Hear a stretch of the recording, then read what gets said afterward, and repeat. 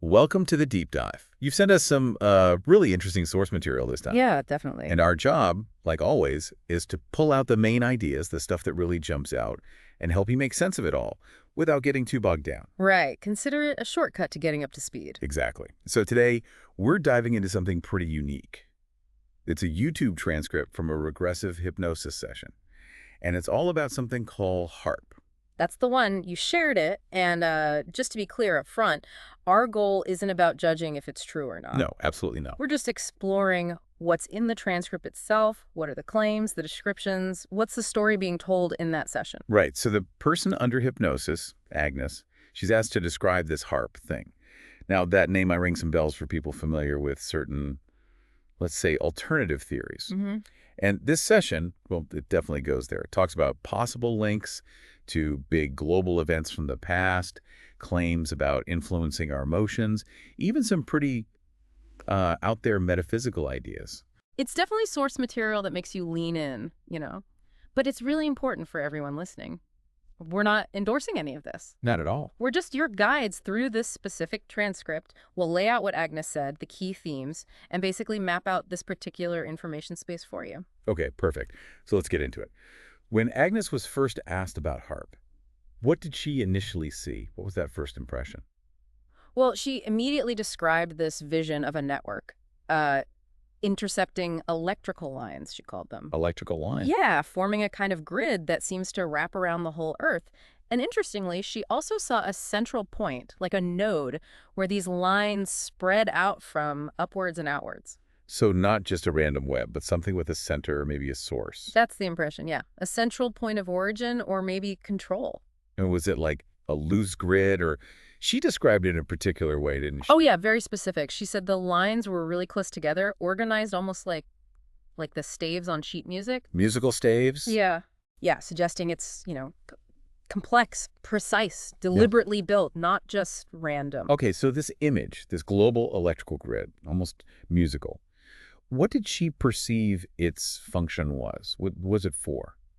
The word that came through really strongly was control. Control. Control over the Earth, everything happening on it.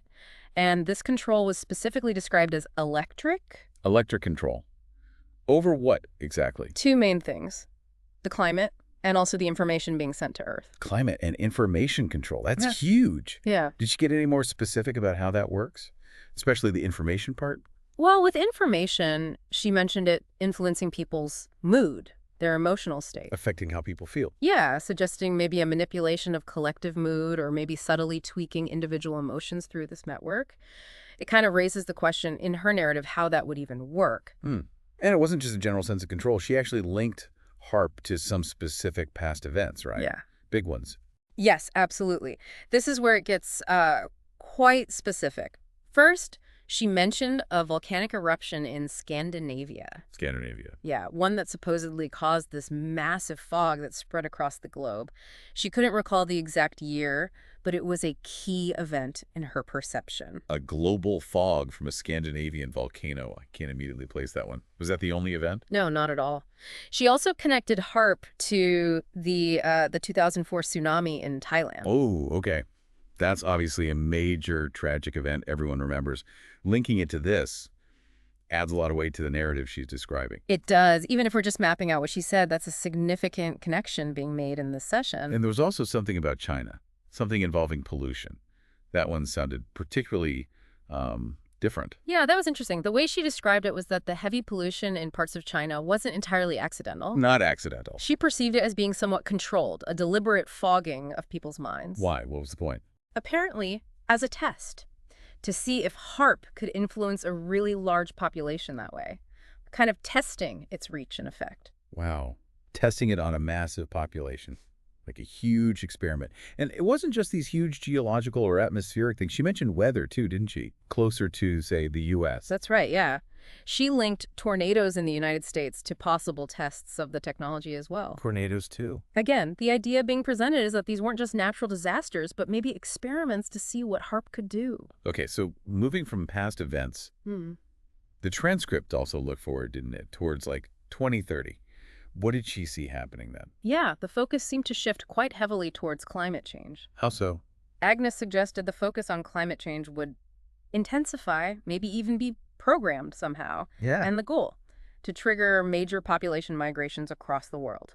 Using climate change to make people move. Yeah. That's a very direct claim. What was the supposed reason behind forcing migration? It seemed to be about controlling those flows of people, but also about gaining access to resources. Resources? Yeah, resources in the areas that people leave behind, the depopulated zones. So it adds this kind of strategic, almost economic angle to the whole thing, linking environmental changes to, well, resource grabs. And it wasn't just gradual climate shifts causing this. She foresaw more sudden extreme weather, too. Exactly. The projection included deliberately messing with rainfall patterns. Like what? Leading to things like intense hurricanes and floods in some areas, while other places got hit with extreme heat. The picture was one of deliberately engineered climate chaos, basically. No. Okay, this is a lot.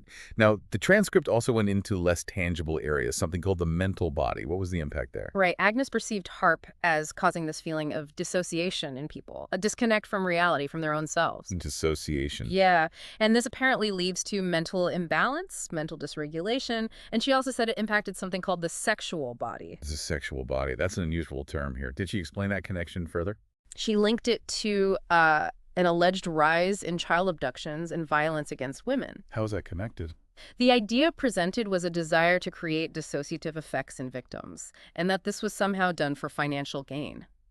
It's a really disturbing claim, trying to link this supposed tech influence to horrific real-world crimes. That is deeply unsettling. And then things took another turn, didn't they? More into metaphysical ideas. Yeah, it got even stranger, perhaps.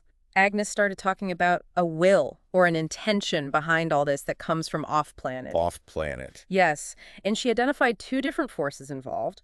One she called an archontic phenomenon. Archontic.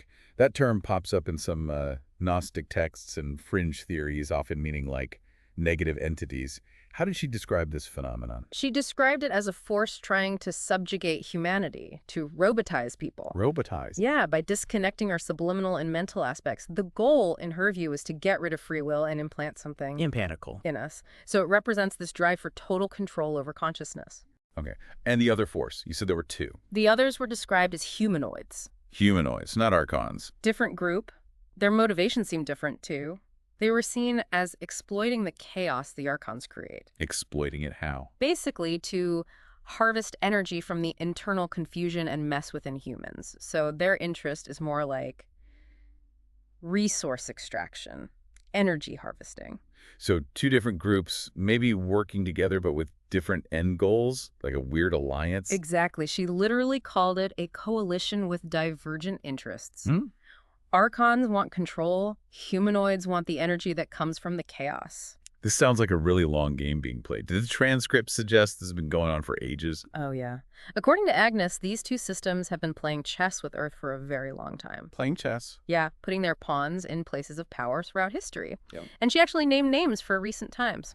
Ooh. She mentioned Donald Trump and Elon Musk as examples of these pawns. Alongside, general political forces, underground groups, mafias.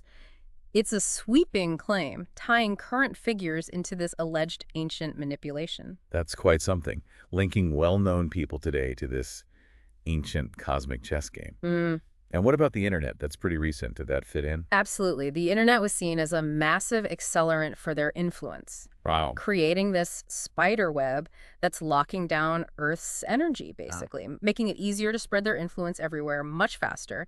It makes you wonder, in this view, if the tech connecting us is also seen as confining us. And this constant information, this web, Yeah. she said it has a real effect on people, physically or mentally. Yes, she linked it directly to the widespread fatigue many people feel, like this constant energetic informational pressure is just draining everyone.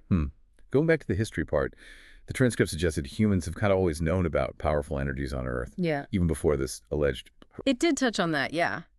The idea that there are natural energy vortexes on Earth and that people, even back in Neolithic times, were aware of them. Like ancient sites. Exactly. Perhaps without modern tech distractions, they were more tuned in. And they developed rituals maybe to interact with or harness these energies. That's places like Stonehenge, menhirs. Yep. Those were examples. Precisely. Menhirs, Stonehenge specifically, certain mountains like in Provence, France. These were places where this energy was supposedly recognized and maybe even used. And not just ancient people. You mentioned the Knights Templar came up, too. Yeah, Agnes suggested the Templars in the Middle Ages also knew how to work with these energies, maybe even used drugs or other substances as part of it. Interesting. The overall idea seemed to be that throughout history, different groups have tapped into these planetary energies, often for their own benefit or profit. Okay, let's circle back to those electrical lines she first described. The grid. She compared them to a musical staff. What was the point of that comparison? Well, it's quite a vivid image, isn't it? Each line, she perceived, carries a different vibration or note. A note? Yeah. And these different notes interact to create resonance, different effects, like a complex instrument capable of playing many tunes. So they're not just lines, they're transmitting something. What exactly? Electrical information, but carrying a sonority, like a sound quality or signature. Okay. And crucially, these sonorities contain instructions, and they can be manipulated like playing chords on a harp to evoke specific emotions. Like making people feel joy or sadness or fear. Exactly, playing the planet's emotional strings almost. It's a striking concept. It really is. A global instrument influencing feelings. Could different parts of this grid target different things, like climate in one place, emotions in another? Yes, she indicated that was possible. Different segments targeting different aspects. By manipulating the energy levels and the specific sonority, they could supposedly achieve different effects, ranging from something like energetic electrocution at one extreme, down to sedation, or even inducing a hypnotic state. Very targeted influence. Now, the U.S. Army was mentioned too, wasn't it? In relation to HAARP, what was their supposed role? According to Agnès, their involvement was mainly because they follow orders from higher up. Just following orders. Yeah. She suggested individual soldiers might not have agreed or even known much, but they were compelled to participate because of the chain of command. It was framed as a very top-down thing. Right, maybe limited awareness, lower down. Yeah. And this wasn't seen as a unique kind of project in terms of control, was it? There were links to other things. No, she explicitly connected it to CIA programs like MKUltra. Mind control research. Exactly, suggesting HAARP fits into a wider, perhaps older effort to create more controllable people, especially within military and intelligence structures, linking it to that history of covert influence attempts. And how did these ideas, these potentially controlling influences, actually get started or implemented on Earth? Did the session offer any clues about that initial spark? Well, the very first image that popped into her head was quite something. It was Adolf Hitler being advised by mediums. Hitler and mediums. Yeah, and these mediums were potentially linked to that archontic system she mentioned earlier, suggesting a channel for these off-world influences to enter human affairs at a high level, even shaping major historical events. And the ideas themselves, how do they get into people's heads, according to this view? Agnès perceives them as sort of arriving suddenly in people's minds. She described it as a deep conditioning that starts at the subliminal level, maybe even before birth. Before birth. Wow. Yeah, implying a really fundamental, pre-programmed kind of influence shaping us from the very beginning. Okay, shifting gears slightly towards the end. Specific places on Earth were mentioned again, right? In terms of future plans or sensitivity? Yes, Africa and Antarctica came up as areas targeted for resources after potential depopulation. Antarctica for resources. That's different. And she also foresaw major migrations happening by 2030, specifically from Africa and maybe from resource-rich parts of Russia, like Siberia. And was any country singled out as being particularly susceptible to these HAARP waves or influences? Spontaneously, yes. She identified China as being especially sensitive to the project's waves. China. Any reason why? She didn't really detail why, it just came up as a location particularly vulnerable to this influence. Interesting.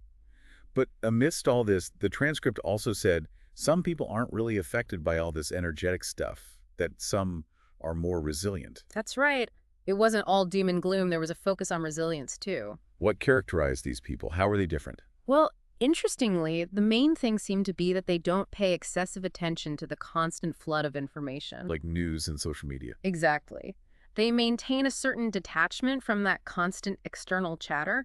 And that seems to help them keep their inner stability. It kind of makes you think, in this context, maybe limiting that constant input is a way to protect yourself. So like mindful detachment as a shield. Kind of, yeah. And Agnès suggested that humans inherently have the ability to use their own internal vibratory capacities. that there's a core part of some people that just remains untouched by these external manipulations. Did we get examples, like actual descriptions of these resilient people? We did, yeah. Two quite vivid ones. Oh, First was a man named Igor, living in Siberia, described as having this slow, peaceful energy, very aware of his own eternity, she said. And fearless because life had been so hard, he'd learned to only trust himself. wow. What was his outlook? His philosophy was basically no God, no master, only me. Total self-reliance, no submission to fear. A real Siberian individualist connected to something deeper. What was the other example? You said there were two. The second was very different. A woman in Provence, living near Mont-Ventoux. In France, how is she described? As luminous, drawing energy directly from the mountain's light. She could apparently self-generate energy just through observation and inspiration. So a different path to resilience, connected to nature, inner creativity. Exactly. It's fascinating, these two very different pictures of inner strength emerging from such different lives and places. It really is. Two contrasting models of resilience. And did it suggest these resilient people could, like, share this ability? Yes, apparently so. At a subliminal level, many expressed a willingness to share their operating mode, their way of staying stable. How was that visualized? Like millions of tiny lights switching on all over the world. A symbol of this potential for resilience spreading. Like a quiet inner awakening. Yeah. And the goal wasn't to fight back directly. No, that seemed clear. The intention wasn't confrontation with the archontic information or the humanoids. It was more about transmitting other information. What kind of information? Information about the possibility of freedom, beauty, positive emotions, basically affirming humanity's potential, showing there's another way, rather than getting into a direct fight, embracing humanity. And how is this idea received internally within the session? Agnès perceived a strong agreement, almost like applause from these subliminal parts, a deep recognition that this inner freedom is important and desired. Well, that pretty much covers the main points of this very unusual transcript we dove into. It certainly went to some unexpected places. It really did, from that initial grid image to the claims about past events, future climate migrations, the mental effects, those metaphysical forces. It's a complex narrative presented in that session. Definitely thought-provoking, whatever you make of it. It absolutely leaves you with a lot to mull over. You know, regardless of where you stand on hypnosis or these specific claims, the content itself brings up big questions. But information, influence, our own inner capacity in this crazy world. And this deep dive was shaped by the source you send us. It's been a journey through a unique perspective. As we finish up, maybe think about those two examples. Igor in Siberia, finding strength in self-reliance, and the woman in Provence, drawing energy from the mountain light. Whatever external forces might be described in a transcript like this, what do those examples suggest about our potential? Our own capacity for inner stability, maybe even freedom from feeling overwhelmed. It's worth considering your own resilience, perhaps, in the face of all the information and pressures we navigate every day.